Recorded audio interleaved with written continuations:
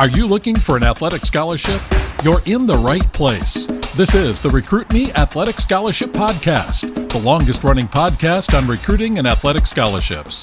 We're here to help your family navigate the recruiting road all the way to an athletic scholarship. He's a recruiting expert and a dad of 2 college athletes. He has a wealth of experience to share. Here's Recruit Me CEO, Brent Hanks. Welcome to episode 429 of the Athletic Scholarship Podcast.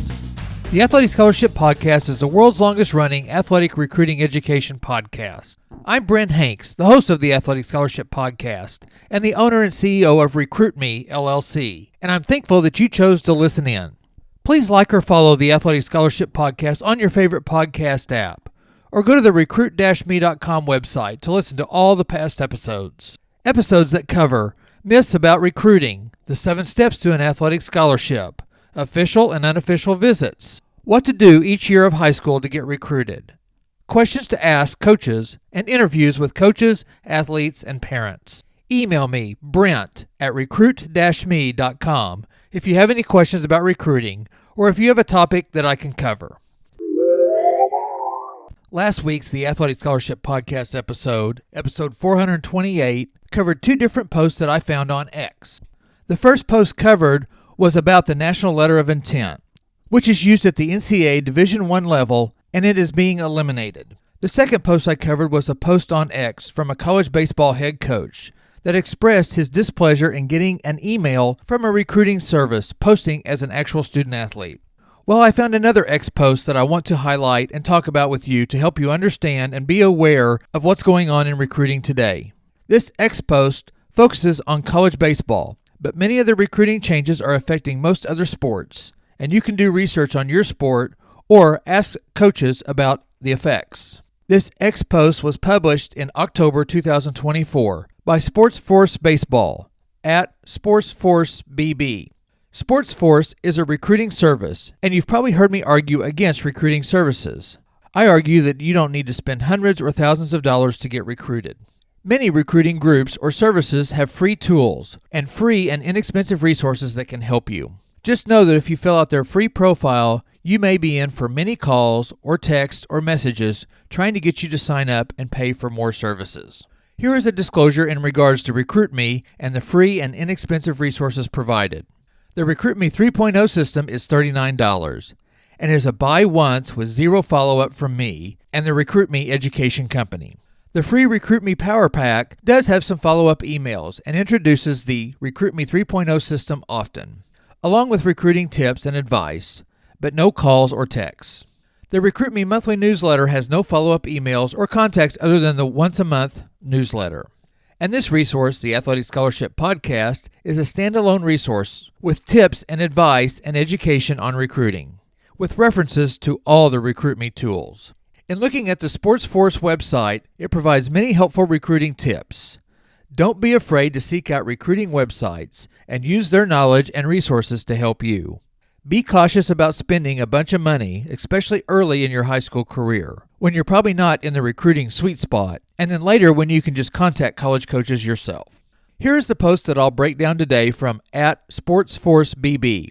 I have no relationship with Sports Force, other than I follow them on X. Their headline read, "College baseball parents and players, listen up." The post says, "Big changes are coming with the NCAA settlement, and you need to be ready for what's next in the recruiting game.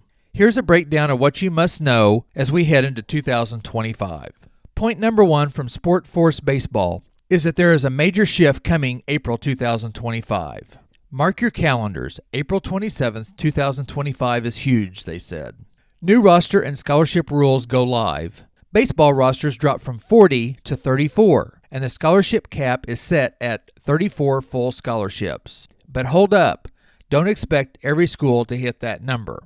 Their point number 2 says, scholarships will be stretched. Not every team will offer 34 full rides. Even top conferences like the SEC might land between 22 and 24 scholarships. Programs can spread their scholarships across the whole roster, so get ready for some creative scholarship offers. Point number 3 from the post, walk-on spots. Good luck. With rosters shrinking, those walk-on dreams might fade. Coaches will likely distribute scholarship money to the full 34-man roster, leaving few chances for walk-ons to crack the team. If you're not locked in with a scholarship, your path just got tougher. A Recruit Me reminder. Remember, these points are directed toward college baseball at the NCAA Division I level, but similar effects may affect other levels and other sports. Sport Forces point number 4, 25% minimum rule is gone. Goodbye to the 25% scholarship minimum rule. Coaches now have flexibility, which could mean smaller scholarships spread over more players. Be prepared for all kinds of offers. Every dollar counts. Point number 5, high school recruiting gets tricky. With only 34 spots and more coaches eyeing the transfer portal for proven talent, high school recruits might see fewer offers from power conferences. Mid-majors, though, expect them to pounce on high school talents. The trickle-down effect is real. Sport Force follows up by saying, stay alert, stay ready. Parents and players, this is a new era in college baseball. Under the landscape, adapt and position yourselves to win. Keep your eyes on upcoming changes and don't miss a chance to seize an opportunity in this evolving world.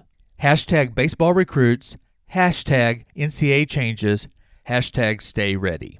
Here is some information about the new roster limits and the changes in scholarships that will be available in different sports at the NCAA Division I level. I got this information from the ncsasports.org website in an article called New NCAA Scholarship and Roster Limits for 2025-2026, School Year by Caitlin Broadway.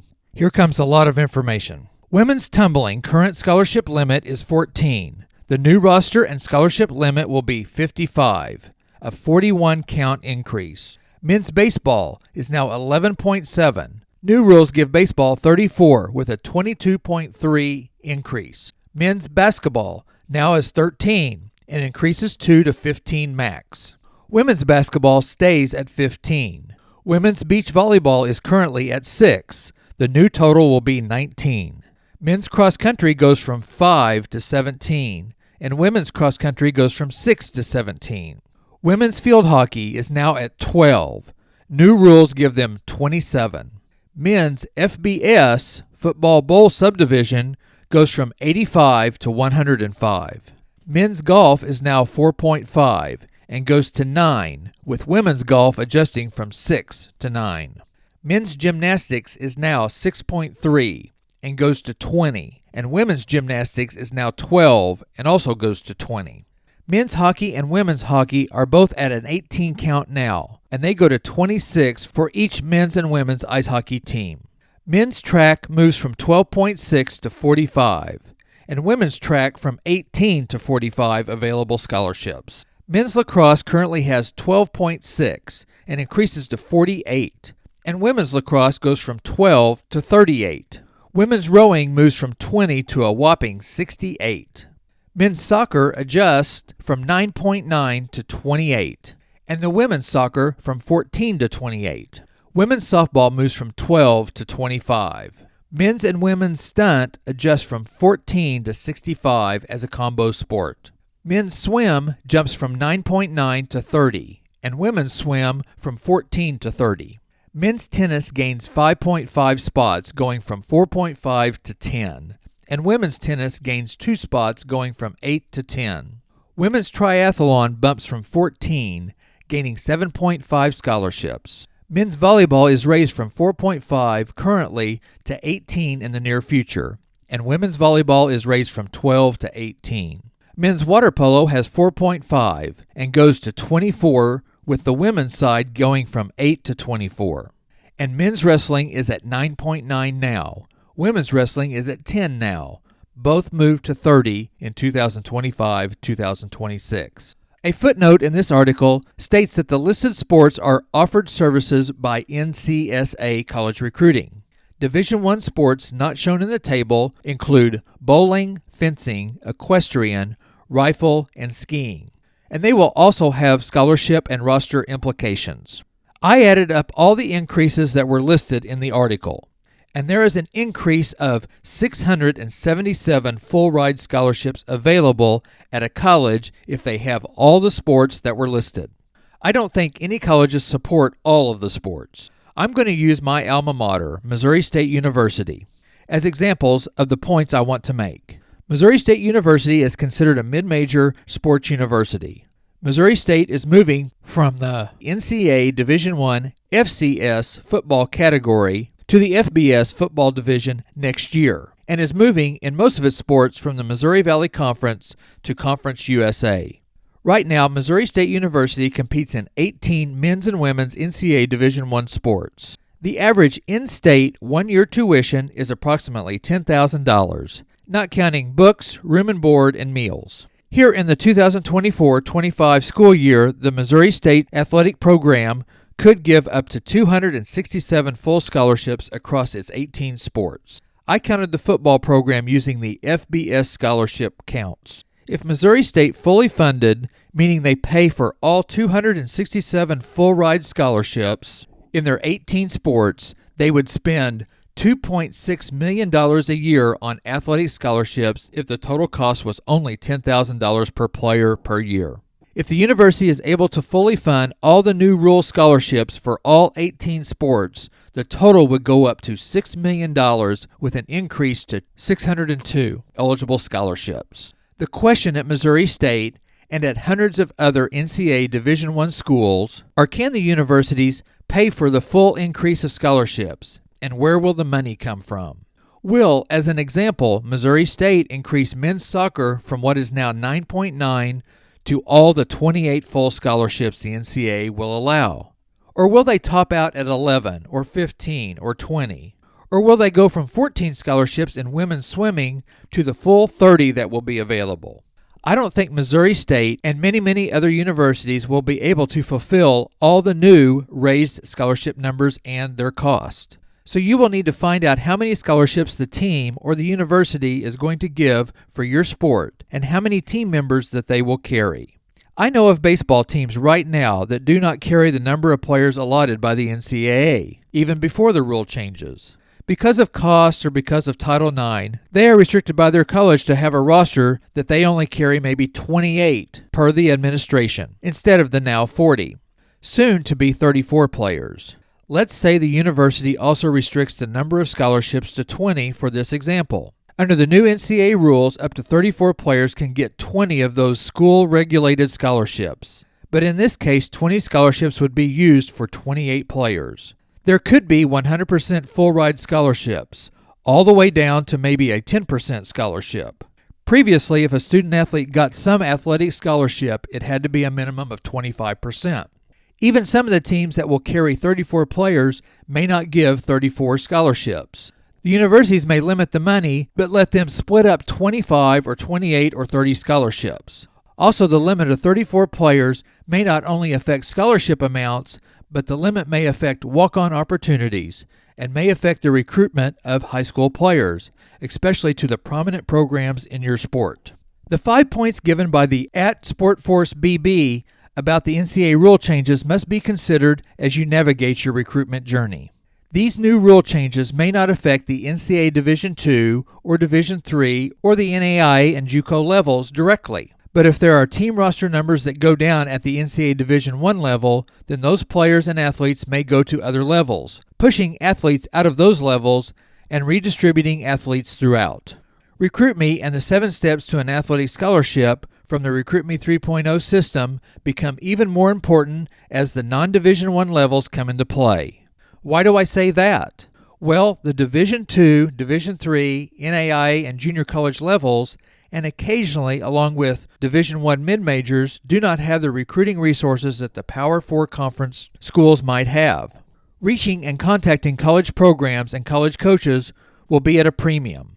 Remember to recruit colleges to recruit you. You might have to find the right fit at a junior college or at a Division II program. There you can kick butt and then find your dream Division I, or you might become a Division II, Division III, or NAIA legend and dominate for all 4 years of play. I don't want to come across that you can't play at a high-level Division I program, but don't give up or fail to play a sport in college because you didn't pursue non-Division I options. Parker, my older son, got NAIA and Division II offers before any Division I opportunities hit. His Division II offers and finalists in his choices would have provided great opportunities for him in both the classroom and on the field. His Division II offers showed and solidified his confidence to allow him to pursue very highly competitive Division IIs and then Division Is. That was a lot of numbers and information. Listen and re-listen to this episode if you need to. And you can email me if you have any questions about the new rules and how they will affect you and your sport. Visit the recruit-me.com website and get started or get a boost on your recruitment. Thank you for listening, and join me next Tuesday for another 15 minutes that will change your athletic recruiting future on the Athletic Scholarship Podcast.